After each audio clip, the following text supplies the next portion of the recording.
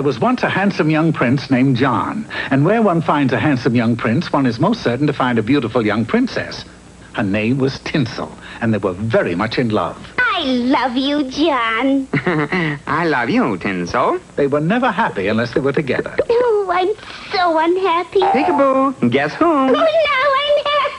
Day after day they went out hunting or fishing. Night after night they went to balls or the funny house at the beach. They sang and danced and ate sugar plums out of the same dish. They shared delicate secrets together. How much money do you have? Oh, 100 million grinkles. You know, give or take 1,000 or so. Va-va-voom, that's a lot of grinkles. You can say that again. Va-va-voom, that's a lot of grinkles. Then finally, as everyone knew they would, they were married. And they moved into a beautiful white castle high on a green hill. They were so full of joy that everybody called it the happy house. I'm so happy.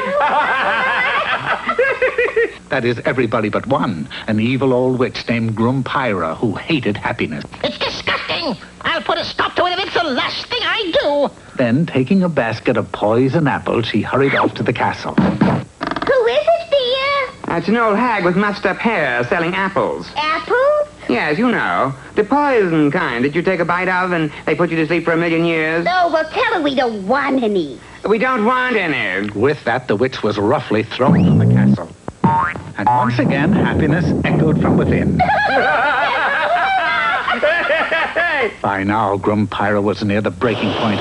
Storming back to her cave, she took a huge black kettle and set herself to the task of concocting a mysterious, evil-smelling brew. Now, where did I put the gruffy dust? Oh, yes, here it is. A pinch of this and a pinch of that. A Dewey button and a French fried bat. Oh, these bitches' brews are murder, but what are you going to do? A short time later, she had finished and hurried off to the castle where she stole into the garden and sprayed every rose with the strange mixture. It's done. Now, when the princess comes into the garden to pick roses... The garden is beautiful today. I shall pick some roses for my prince. She will prick her finger... Ouch! And turn into an ogre! And when the beautiful young princess, who was now an ugly old ogre, went into the castle... Hello, dear.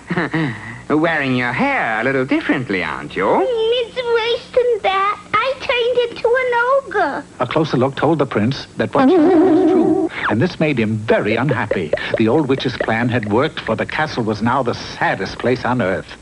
Now the story would have ended right there, but for one thing. Ogres love to cook, and that night, when John's ogre wife set his evening meal in front of him, it was the most magnificent food he had ever tasted. Dear, it. That was the best meal I ever had. So pleased was the wife by the compliment that she went right back into the kitchen and cooked some more. And before long, being so full of fine food made the prince happy. This, of course, made the ogre happy, and once again, happiness rang from the castle. Grumpyra, of course, wasted no time in flying back to the castle to see what had gone wrong. Say, laughing boy, how can you possibly be happy with an ogre for a wife? Well, it's the food it cooks. Have a bite?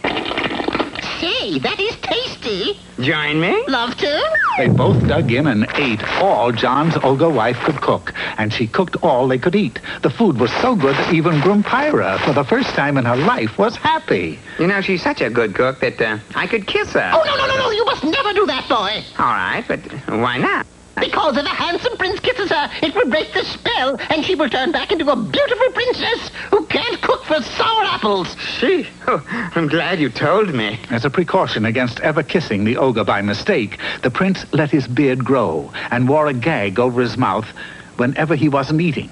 Things were well and happy for a score of years until one day, when John's ogre wife was giving some scraps to their pet dog, he affectionately licked her face and she instantly turned back into the beautiful princess. What happened? The dog kissed her. You don't mean... I'm afraid so. His name is Prince. That meant an end to the good cooking, and the prince and the witch were frantic. Doesn't it make you happy that I'm beautiful again, John? Quiet. Do you remember what you did? I think so. Come on. Now, having an ogre for a wife has its drawbacks, but John was happy that day, and very soon thereafter...